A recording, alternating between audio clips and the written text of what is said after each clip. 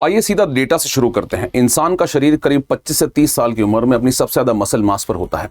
इसके बाद से मसल्स धीरे धीरे गिरना शुरू हो जाती है। रिसर्च बताती है कि 30 के बाद हर 10 साल में एक आम इंसान अपनी मसल का करीब 3 से 8% खो देता है और 60 साल के बाद ये रफ्तार और भी तेज हो जाती है। अब देखिए, ये एक नेचुरल प्रोसेस है, ये सबके साथ होता है और पूरी दुनिया में होता है। लेकिन अब इंडिया के नंबर्स देखते हैं और जानते हैं कि आखिर क्या होता है। तो 2020 में इन बॉडी और इप्सॉस ने इंडिया के 8 शहरों में करीब 1243 एडल्ट्स पर एक स्टडी की। दिल्ली, मुंबई, कोलकाता, चेन्नई, अहमदाबाद, लखनऊ, पटना और हैदराबाद में। और नतीजा ये था कि 30 से 55 साल के जितने इंडियंस हैं उनमें से करीब 71% लोगों की मसल हेल्थ एक्चुअली काफ़ी ख़राब थी। यानी कि आप देखिए, 10 में से 7 इंडियंस की मसल्स जो है वो काफ़ी वीक थी। और शहर दर शहर भी फ़र्क था। यानी कि लखनऊ में ये नंबर करीब 81% था, दिल्ली में करीब 64%। ध्यान दीजिए, ये 70 साल के बुजुर्ग नहीं हैं, ये एक्चुअली 30 से 55 साल के लोग हैं। यानी वो लोग जो अभी काम कर रहे हैं, जो घर चला रहे हैं, जो अपने बच्चों को पढ़ा रहे हैं। यानी कि हमारे माँ बाप और बहुत से लोगों के लिए हम खुद भी इसी एज ग्रुप में होंगे। अब इसी के साथ एक दूसरा नंबर देखिए। एक सर्वे के मुताबिक 73% इंडियंस प्रोटीन की कमी से जूझ रहे हैं और 90% से ज़्यादा लोगों को ये पता भी नहीं है कि उन्हें रोज़ कितनी मात्रा के अंदर प्रोटीन की ज़रूरत है। तो अब ये सारे आंकड़े हमें बताते हैं कि एक इंपॉर्टेंट सवाल कि हम अपने आप को एक हेल्दी खाने वाला देश मानते हैं, घर का खाना खाते हैं, दाल चावल खाते हैं, रोटी सब्जी खाते हैं, घी दूध खाते हैं, हम वेस्टर्न फूड को ब्लेम करते हैं। फिर हमारे ही अंदर जो लोग हैं, उनके अंदर से इतने कमज़ोर क्यों होते जा रहे हैं। और उससे भी अजीब बात यह है कि हम एक तरफ मोटापे के शिकार हो रहे हैं और दूसरी तरफ मसल्स को भी खो रहे हैं, भारी भी हो रहे हैं और कमज़ोर भी। ये दोनों एक साथ कैसे हो सकता है? इसका जवाब एक्चुअली 3 चीज़ों में छुपा है। हमारी बॉडी की बनावट, हमारी थाली यानी कि हम जो खाना खाते हैं, और दूसरा हमारे देश की पॉलिसीज़। एक एक कर देखते हैं इन सभी चीज़ों को। पहले यह समझना ज़रूरी है कि मसल्स असल में काम क्या करती है हमारे शरीर के अंदर, क्योंकि यही सबसे बड़ी गलतफहमी है। ज़्यादातर लोग सोचते हैं कि मसल्स सिर्फ दिखने के लिए होती है या दिखाने के लिए होती है, जिम जाने वालों के लिए होती है या बॉडी बनाने वालों के लिए इंपॉर्टेंट है। लेकिन ये सोच मैं आपको बता दूं कि काफ़ी गलत है। स्केलेटल मसल यानी कि मसल जो हमारी हड्डियों से जुड़ा होता है, शरीर का सबसे बड़ा मेटाबॉलिक ऑर्गन है। इसका सबसे बड़ा काम सिर्फ उठना बैठना नहीं है, बल्कि इसका सबसे बड़ा काम है आपकी शुगर को संभालना, शुगर को एब्जॉर्ब करना। यानी कि जब हम खाना खाते हैं तो वो ग्लूकोज यानी शुगर बन के खून में जाता है। अब उस शुगर को खून से निकालकर कहीं स्टोर करना होता है। और रिसर्च ये कहती है कि इंसुलिन के थ्रू शुगर शरीर के अंदर जाती है और उसके करीब 80% हिस्सा जो है हमारे मसल्स यूज कर लेते हैं। मतलब कि मसल आपके शरीर का एक तरह से शुगर रखने वाला एक टैंक है या फिर शुगर बैंक है। इस तरह से आप सोच सकते हैं इसको। अब सोचिए, अगर टैंक ही छोटा हो जाए तो आखिर क्या होगा? खाना वही रहेगा, शुगर वही बनेगी, पर उसे रखने की जगह कम हो जाएगी। नतीजा, शुगर खून में ही घूमती रहेगी बार बार। पैनक्रियाज को ज्यादा इंसुलिन बनाना पड़ेगा इसे प्रोसेस करने के लिए, और धीरे धीरे आपके शरीर में जो प्रॉब्लम शुरू होगी उसे हम कहते हैं इंसुलिन रेजिस्टेंस, जो कि टाइप 2 डायबिटीज की एक्चुअली पहली स्टेप है, जो आपको आगे जाकर बहुत परेशान करेगी। यही वजह है कि इंडिया में पतले दुबले लोग भी डायबिटीज के शिकार हो जाते हैं, जो वेस्टर्न डॉक्टर्स को हैरान कर देता है। उनका वेट नॉर्मल होता है, पर उनका शुगर रखने वाला जो टैंक है यानी कि मसल्स, वो बहुत ही कमजोर हो जाती है। और जब मसल बहुत ज्यादा गिर जाए तो इसका एक मेडिकल नाम है जिसे कहते हैं सैरकोपीनिया। इसका मतलब है मसल मास और मसल स्ट्रेंथ दोनों का पैथोलॉजिकल रूप से कम हो जाना। इंडिया के अगर आप बुजुर्गों पर देखेंगे तो बुजुर्गों पर हुई एक अलग अलग स्टडीज में इसकी प्रेवलेंस करीब 14 से 18% तक पाई गई, और महिलाओं में ये सबसे ज्यादा थी आदमियों के मुकाबले। लेकिन सैरकोपीनिया अचानक 65 साल की उम्र में ट्रिगर नहीं होता है, वो 35 से 40 साल की उम्र में चुपचाप बनना शुरू हो जाता है। और यही वो हिस्सा है जिसे हम पूरी तरह से मिस कर जाते हैं। अब दूसरी बात आप समझिए कि हमारे शरीर की बनावट आखिर कैसी है, क्योंकि इंडियंस इस मामले में दुनिया से थोड़े अलग हैं। और ये बात 20 साल से साइंस के अंदर रजिस्टर्ड है, साइंस ने इसको पता कर लिया। 2004 में लैंसेट की एक छोटी सी पर बहुत ही मशहूर ऑब्जर्वेशन छपी थी, इसे वाई पैराडॉक्स कहते हैं। ये डॉक्टर्स की तुलना की गई कि एक ब्रिटिश कॉकेशियन और एक इंडियन, दोनों का बीएमआई बिल्कुल सेम था, 22.3। कागज पर दोनों का वेट नॉर्मल था। लेकिन जब उनके शरीर के अंदर की बनावट को नापा गया तो जो कॉकेशियन डॉक्टर के शरीर में फैट था वो करीब 9.1% था, और इंडियन डॉक्टर के शरीर में जो फैट था वो 21.2% था। यानी कि सेम बीएमआई पर भी फैट जो है वो 2 गुना ज्यादा था। इसी को हम कहते हैं थिन फैट फिनोटाइप। मतलब बाहर से पतला दिखने वाला इंसान जिसके अंदर फैट ज्यादा है और मसल एक्चुअली कम है। और ये फैट खासकर पेट के अंदर ऑर्गन्स के आसपास जमा हो जाती है, जिसे हम कहते हैं विसरल फैट। यही फैट सबसे खतरनाक होती है।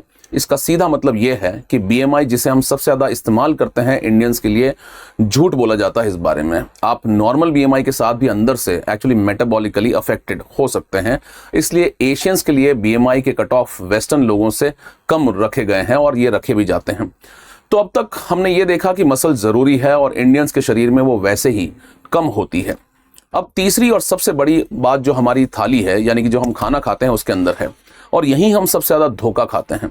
हम मानते हैं कि इंडियन खाना दुनिया में सबसे ज़्यादा बैलेंस खाते हैं, क्योंकि हमें नॉर्मली नोशन है कि हम लोग घर का बना हुआ खाना खाते हैं, हम लोग ताज़ा खाना खाते हैं, हम सब्जी वाला वेजिटेरियन खाना खाते हैं, हम घी वाला खाना खाते हैं, हम दाल खाते हैं।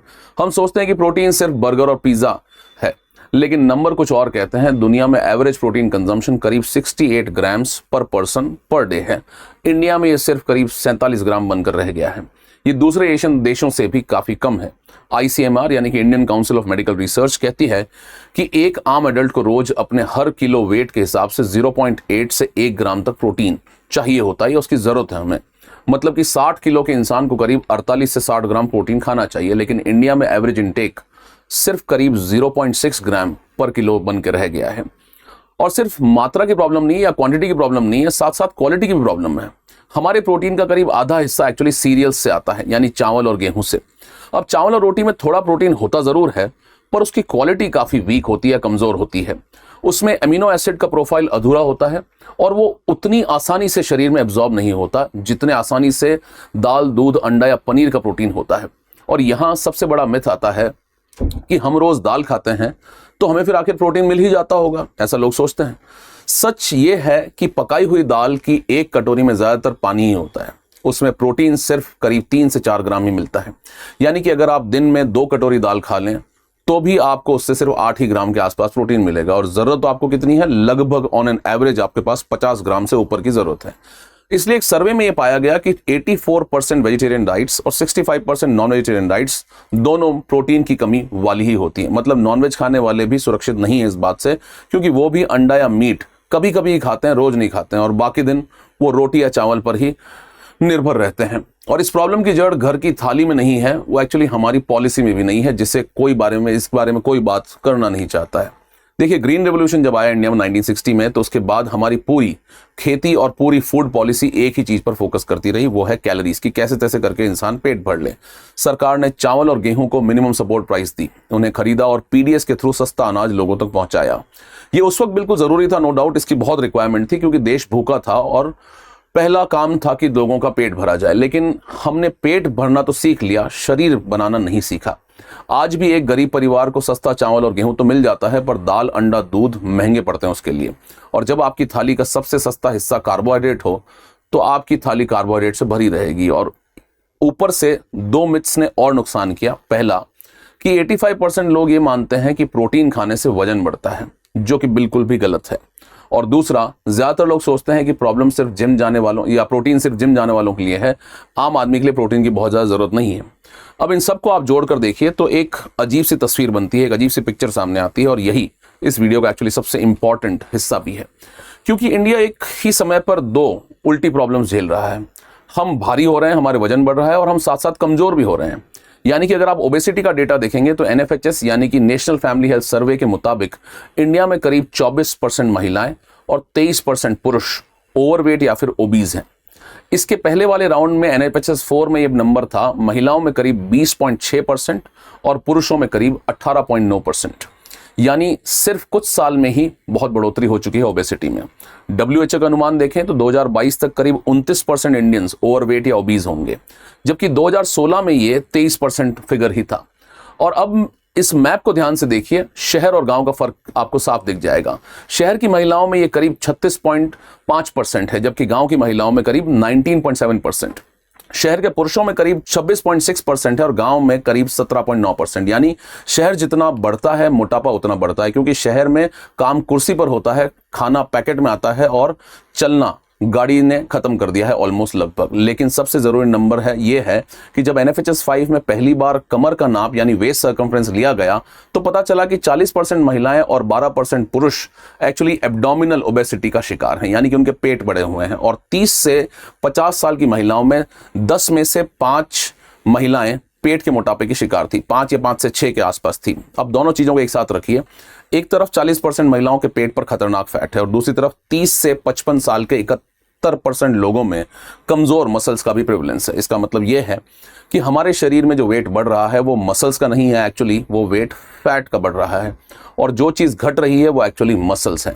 मेडिकल भाषा में इस कॉम्बिनेशन को कहते हैं सार्कोपेनिक ओबेसिटी, यानी कि मोटापा और मसल लॉस दोनों आपका एक साथ हो रहा है, वजन बढ़ रहा है, मसल भी लॉस हो रहा है। और ये सबसे खराब कॉम्बिनेशन माना जाता है, क्योंकि इसमें मोटापे का नुकसान भी मिलता है और मसल कम होने की कमजोरी का भी नुकसान आप ही को झेलना पड़ता है। अब दूसरे देशों में तुलना करिए इस बात का, ताकि आपको तस्वीर क्लियर हो जाए। अगर आप अमेरिका और यूरोप में मोटापा इंडिया से कंपेयर करेंगे तो एक्चुअली काफी ज्यादा है। वहां आधी से ज्यादा आबादी ओवरवेट है, लेकिन उनकी एवरेज डाइट में प्रोटीन भी काफी ज्यादा होता है और उनकी बॉडी कॉम्पोजिशन काफी अलग होती है। दूसरी तरफ आप जापान और साउथ कोरिया जैसे देशों को देखिए, जहां मोटापा दुनिया में सबसे कम भी है, और उनका खाना देखेंगे अगर प्रोटीन से, तो वो खासकर मछली या सोयाबीन से भरा जाता है।